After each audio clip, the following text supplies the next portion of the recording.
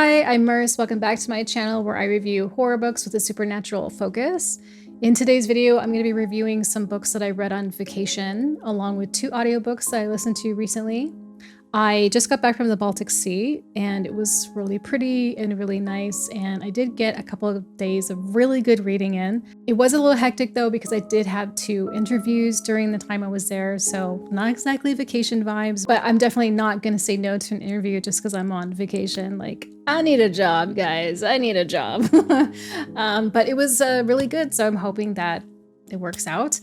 Also, I don't know why. I mean, this is me. This is a quintessential me thing. I was running really low on my meds while I was there, so I had to halve my medication. Wasn't as bad as I thought it was going to be, but I had my days that were pretty bad. I have a really hard time with doing things like reordering my medications and going in, getting my prescriptions. I'm just so bad with that kind of stuff. So don't be like me. Don't experiment on yourself.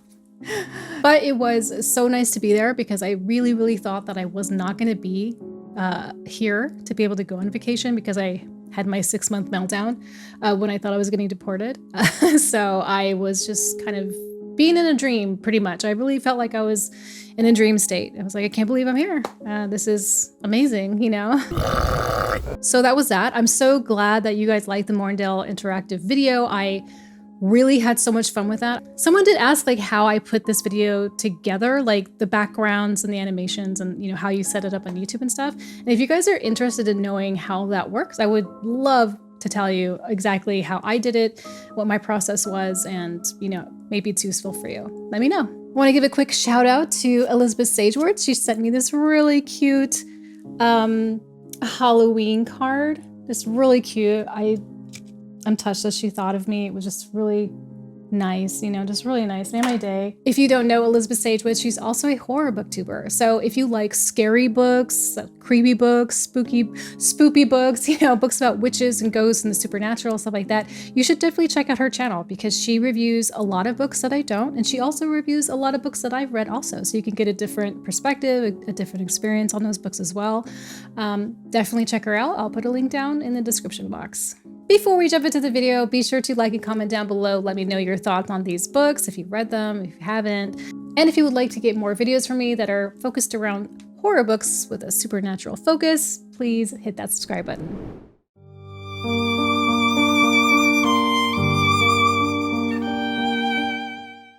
So the first book we're going to talk about today is the Richard Cadre book, The Pale House Devil. This is a novella. It's super short.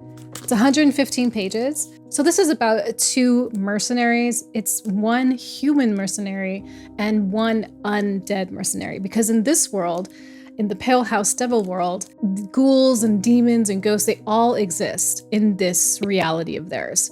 So they have been hired to come to this man's house and figure out what is in it. There's something in there that's stalking and lurking, and he wants it out. This is very fun. It's very pulpy. It feels like a 1940s noir mystery overlaid modern times in the sense that this is taking place in the contemporary era, but the clothing and to some degree, the language, the settings, the characters, they're all going to feel very familiar. They're going to feel like those noir characters. It was very cool. And I like that mix of noir and the supernatural. It's one of my most favorite things. It's why I picked this up.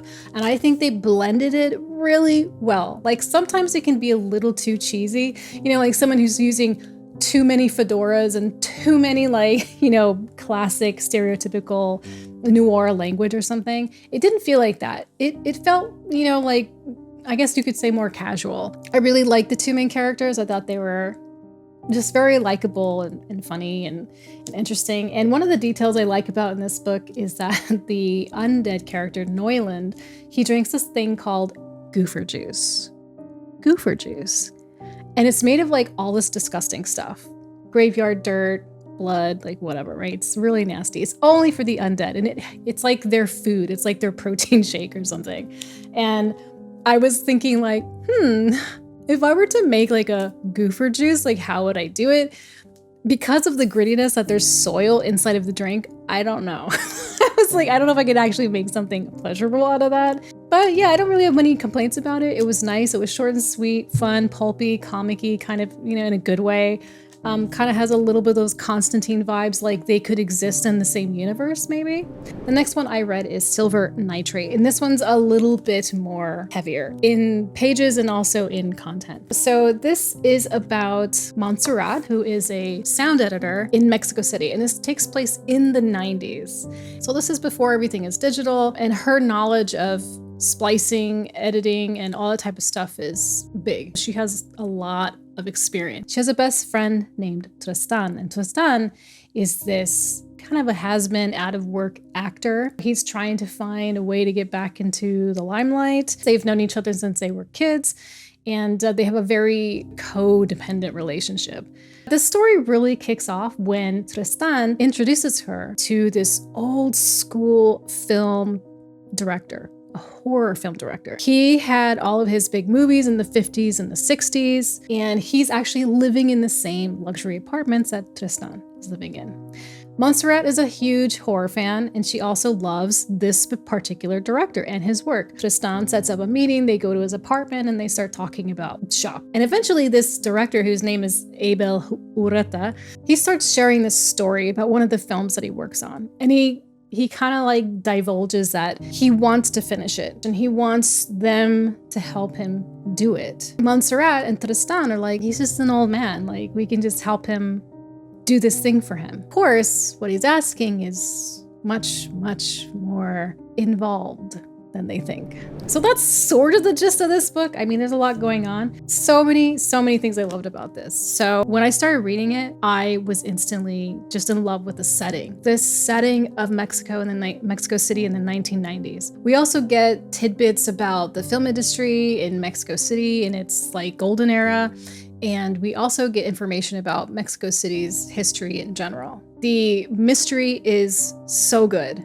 And it's so tense. You're just like, what is happening? What is going on? How is it going to resolve? It was so exciting. I think that's the one way I could say it. It was just really exciting. I was really into this. It's very eerie and spooky.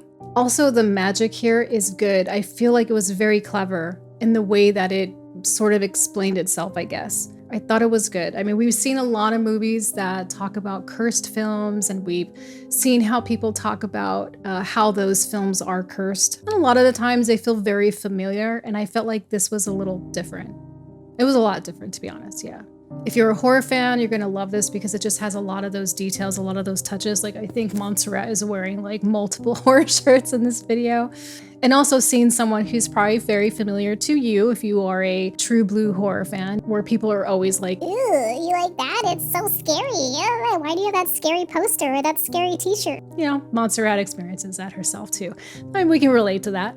They're actually kind of like a Sherlock and a Watson character combo, where Montserrat is very smart, clever, she is very strong-willed. She sees as a lead and she's gone. And Tristan is a little bit more like Watson. He's charming, he's affable. My favorite character here, I think, was the director, Abel Ureta. He was, I just wanted to be in the room with them talking about all of this stuff. I love the way he talked about things. I liked his desire. I liked his character build. I just loved everything that was going on. His apartment. I just loved it so much. Those are my favorite scenes. There were only a few things that I didn't like about the book. The main characters, their relationship is kind of annoying and kind of like distracting. I felt like the will they won't they vibe was just distracting from the story. And then at the end, there's the final ending, like the conclusion or the wrap up in the ending. I was just like, I really wish that hadn't been the case because it just didn't make sense to me. It's basically about the two characters, not the conclusion of the main plot. But anyway, besides those things, I thought it was super exciting.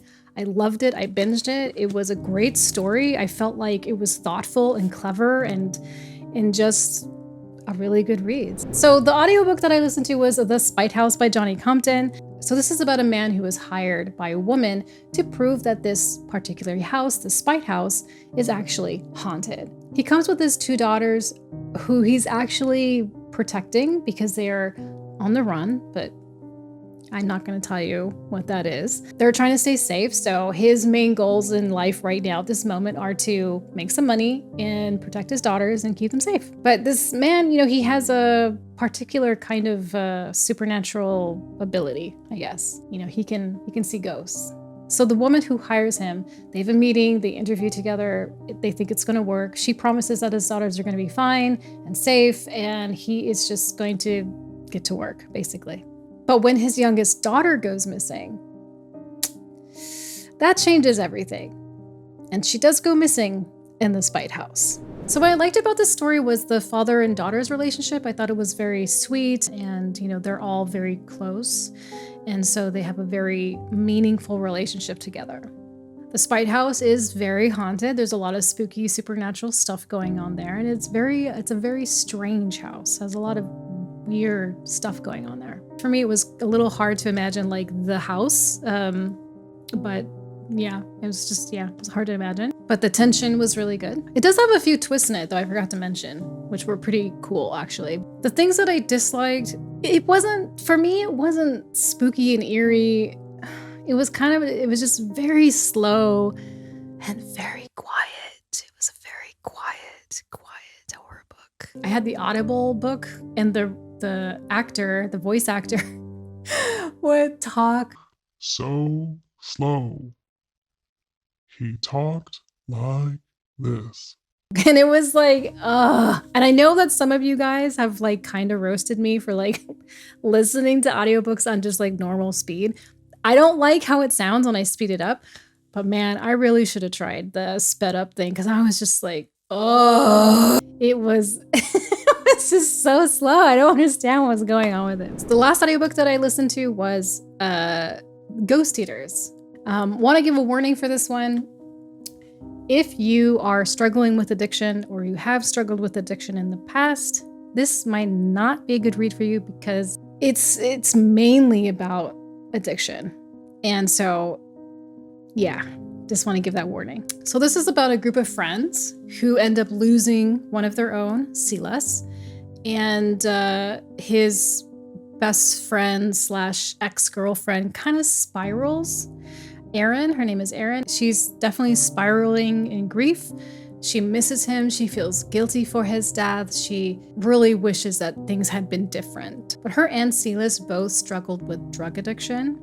She got clean and he kind of didn't. And so that kind of put a big strain on the relationship. It was really hard for her to trust him when he was still using. So when he passed away, it broke her. At some point, one of their other friends somehow comes across this drug that can help you see ghosts, that'll help you see the other side, see life after death. And so they start taking this drug. Obviously, Erin wants to meet with Silas. She wants to see him. She wants to explain or talk to him or be with him or something. Like, she just needs this, what do they call that?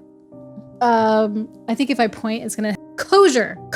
Okay, so she thinks it's gonna give her closure, right? But things go off the rails, and of course, this drug is not exactly what it seems to be. And Erin's gonna have to ride this dragon, I guess. I think it was a really horrifying story.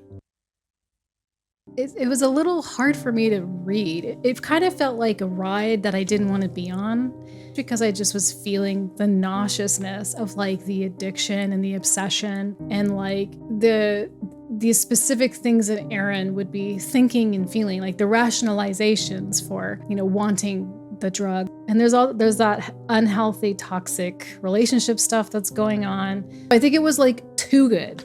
Like he wrote it too good. Like, I feel like he was like, all right, we're gonna make this about addiction, but with this like supernatural twist on it and everything. And I think he did it too well, because it just made me so nauseous. But the characters are, they're really good. I think they're like really believable. Their friendships are very familiar. You probably know people like this or been in these situations. They do hang out in cemeteries a lot, which was pretty cool in the beginning. I really liked that. There are a lot of spooky, eerie, messed up supernatural things going on, which I enjoyed. It was a really good story, but it just got to me after a while. And also too, so the narrator for this one, was like, I'm giving 120,000% on this performance. Like, it was a performance. She would be doing like screams and growls and singing songs. She would really do them in what seemed really appropriate or really for the character or something. So it really added a really great quality. So I thought that was really good. That was awesome. So that was my review for these 4 books. I hope that you enjoyed this video. Please take care of yourselves, look out for each other, and I will talk to you next time.